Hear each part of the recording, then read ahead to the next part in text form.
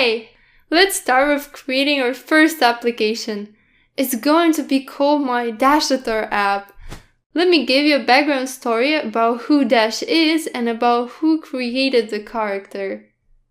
As soon as Shams Zaghor started working as a Dart writer at Google in December 2013, she started advocating for a Dart mascot. After documenting Java for 14 years, she had observed how beloved the Java mascot Duke had become, and she wanted something similar for Dart. Now, let me tell you a few facts about the hummingbird called Dash. Dash is female, but she doesn't mind being called they, their, he, or him. Dash even has an Instagram account and she has a straight beak. In a nutshell, Dash is a mascot or a lucky charm for Flutter. You can also create your own Dashatar that will be just as cool as you are. Give it some of your qualities and the personality you want to show, and the web app is going to create the character especially for you.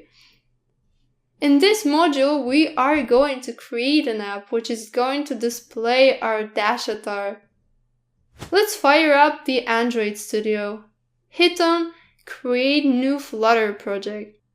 Here we have a few options, but we will choose the Flutter app one, and then move forward to the next page. Now you need to name the project. I'm going to call it My Dashatar app.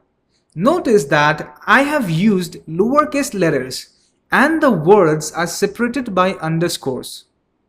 This is the location of the project. Over here, I would like to mention the difference between a good developer and a great developer is how they organize their projects. So I would suggest to you that you change the location of the projects by clicking on the three dots. Go to the documents and create a new folder called Workspace. Then select the folder and click on OK. Here you can see the Android Studio bug. The project took the name of the folder which we selected and added it everywhere. We surely do not want that. To solve this very easily, I'm going to just add a slash and type the name of the original project, My Dashatar app. As you can see, the wrong name got replaced everywhere with the proper one. You can either choose Java or Kotlin as default Android language and Objective-C or Swift for the iOS language. Here are the platforms you can select on which your app is going to run. I have intentionally unchecked the web as I want to show you later on how you can add it to your project. In the organization part, you need to enter your domain name. So I'm going to give my own domain name, that is shagningpatacharya1506.com.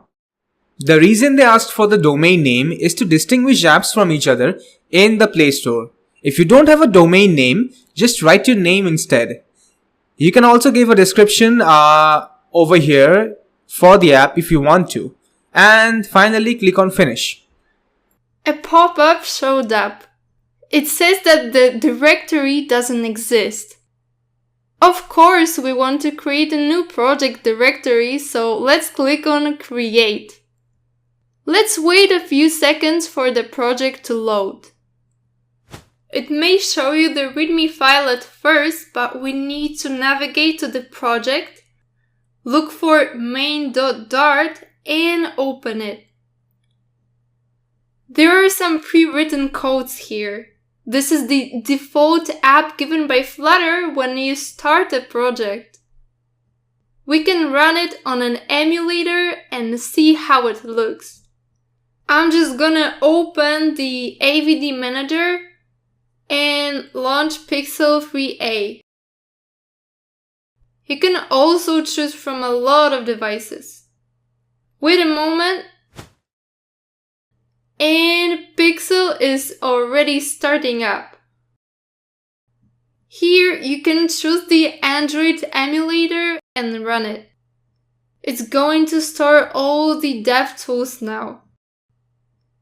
The console will open up.